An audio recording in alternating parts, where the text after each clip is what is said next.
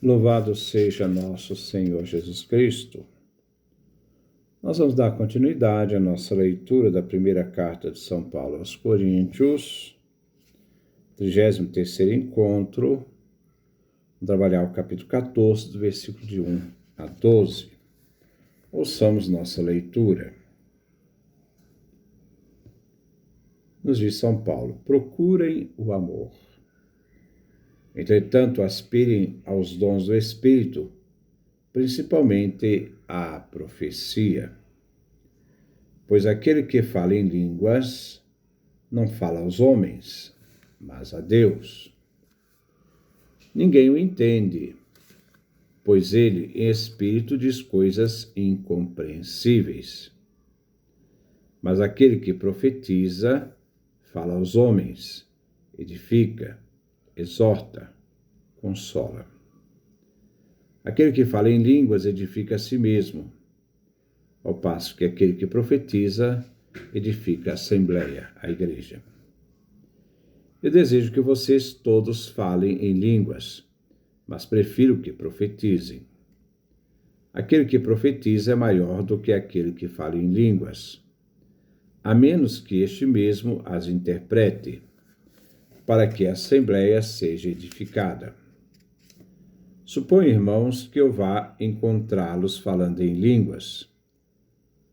Como serei útil se minha palavra não levar para vocês nem revelação, nem ciência, nem profecia, nem ensinamento? O mesmo acontece com os instrumentos musicais, como a flauta ou a cítara. Se não produzem sons distintos, como reconhecer quem toca a flauta ou quem toca a cítara? E se a trombeta produzir um som confuso, quem se preparará para a guerra? Assim também vocês. Se a sua linguagem não se exprime em palavras inteligíveis, como se poderá compreender o que vocês dizem? Estarão falando ao vento. No mundo existem não sei quantas espécies de linguagem, e não existe nada sem linguagem.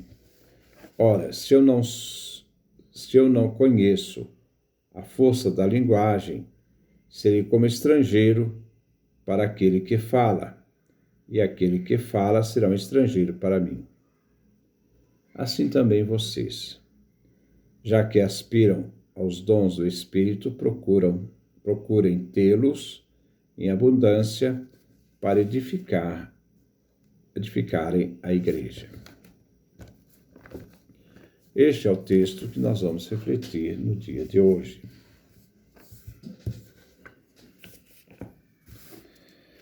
Versículo 1. Procurem o amor.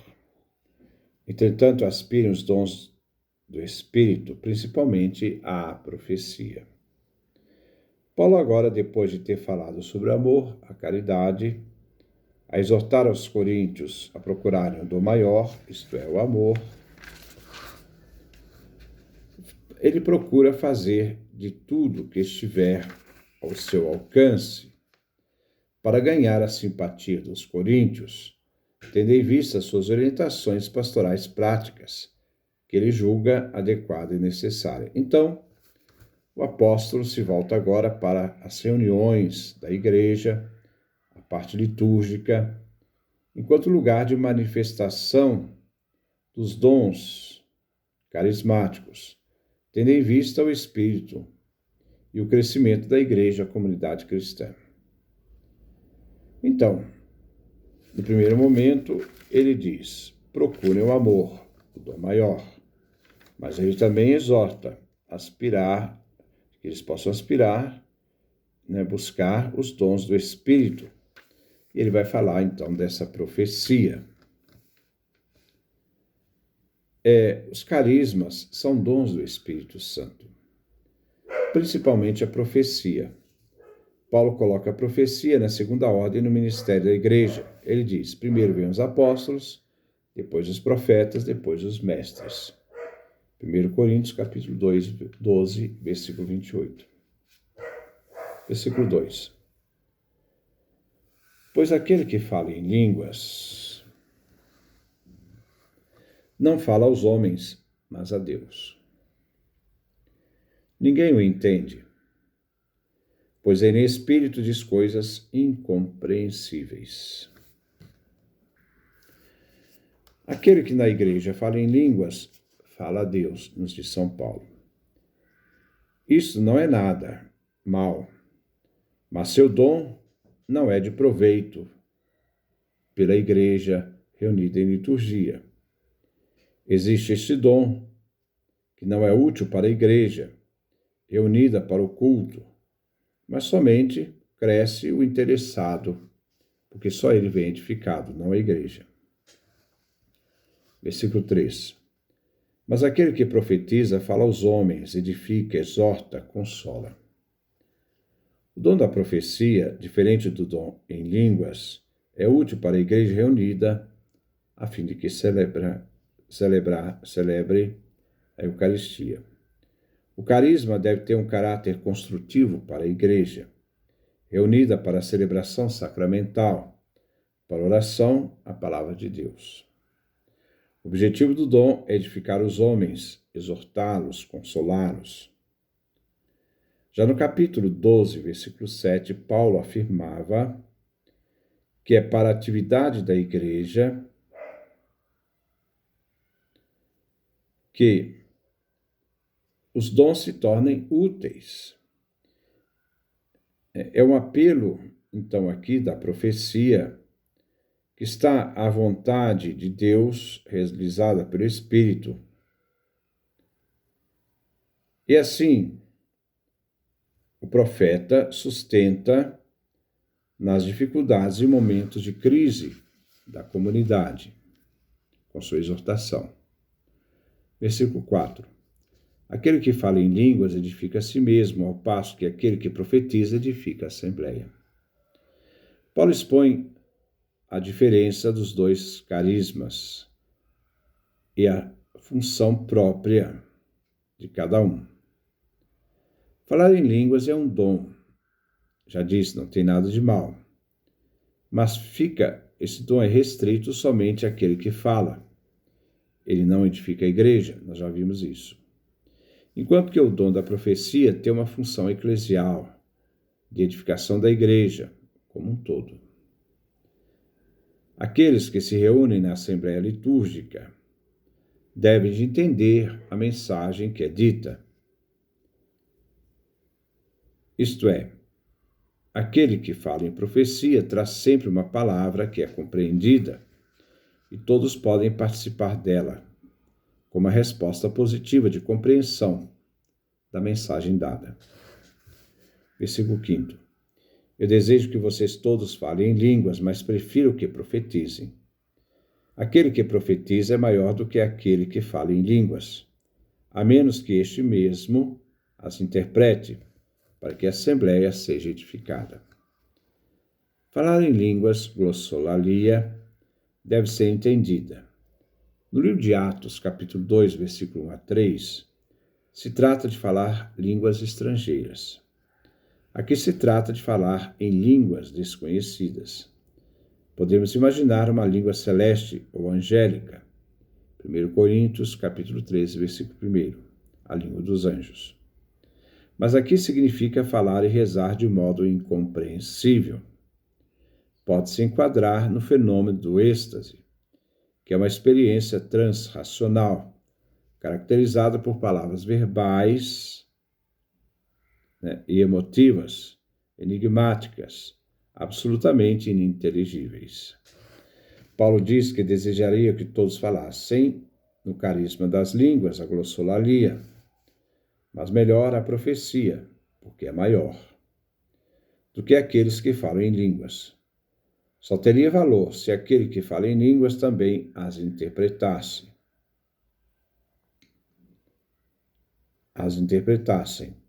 E fossem, então,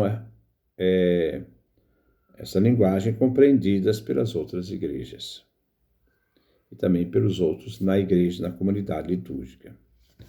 Versículo 6.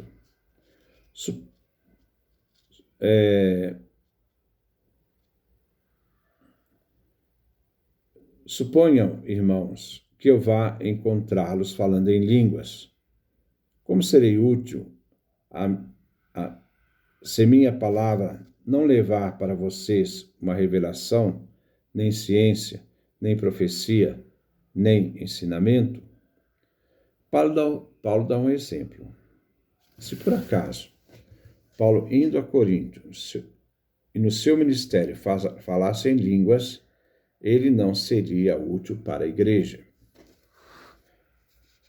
Paulo diz que ele pretende levar aos fiéis, por ocasião de sua visita, coisas compreensíveis, coisas que edificam a igreja, como a revelação, como ciência, profecia, o ensino, a doutrina. São 4 dons aqui, né, do ministério, da profecia. Ele seria entendido, então, pela igreja. E é isto que os cristãos de Corinto esperam que Paulo lhes leve. Mas o dom de línguas não edificaria a igreja de Corinto se Paulo somente usasse esse dom. Versículo 7. O mesmo acontece com os instrumentos musicais, como a flauta ou a cítara. Se não produzissem sons distintos, como reconhecer quem toca a flauta ou quem toca a cítara? Paulo dá outro exemplo, agora usando a imagem de instrumentos musicais. Cita a flauta, instrumento de sopro, e um instrumento de corda, a cítara. O sentido é para dar um exemplo de que a glossolalia apresenta certa faceta musical, mas de uma musicalidade difícil de decifrar.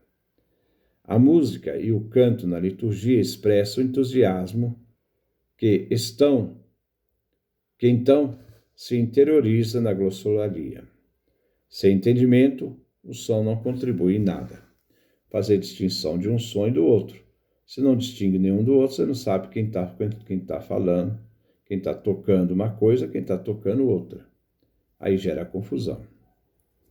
Versículo 8. E se a trombeta produzir um som confuso, quem se preparará para a guerra? Paulo continua exemplificando a inutilidade dos instrumentos sonoros, quando emitem sons indistintos, confusos, indecifráveis. Se o som da trombeta é confuso, isso dificultaria o exército se preparar para a guerra, pois a trombeta dava a voz de comando para as batalhas. Versículo 9. Assim também vocês. Se a sua linguagem não se exprime em palavras inteligíveis, como se poderá compreender o que vocês dizem? Estarão falando ao vento. Diante das analogias dos instrumentos musicais, Paulo afirma agora que o mesmo se dá ao falar em línguas nas liturgias, visto que a glossolalia não permite que se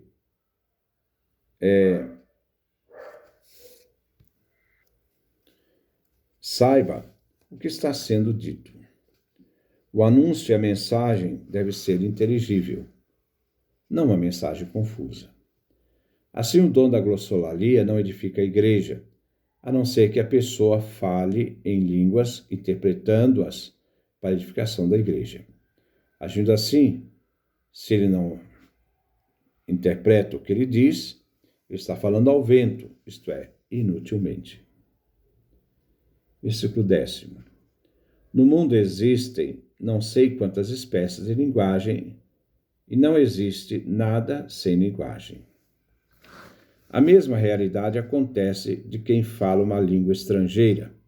Elas são muitas, visto que na vida nada se faz sem linguagem. É uma forma de comunicação humana entre grupos e nações. Se alguém fala uma língua estrangeira desconhecida pelo interlocutor, um se torna estranho ao outro na comunicação. Versículo 11. Ora, se eu não conheço a força da linguagem, serei como estrangeiro, para aquele que fala, e aquele que fala seria um estrangeiro para mim. Quando fala uma língua estrangeira a um outro que não a conhece, um se torna estranho para o outro, e eles não se entenderão, pois um será um estrangeiro para o outro. Não haverá comunicação, entendimento e compreensão. Versículo 12. Assim também vocês, já que aspiram os dons do Espírito, procurem tê-los, isto é, os dons, em abundância para edificarem a igreja.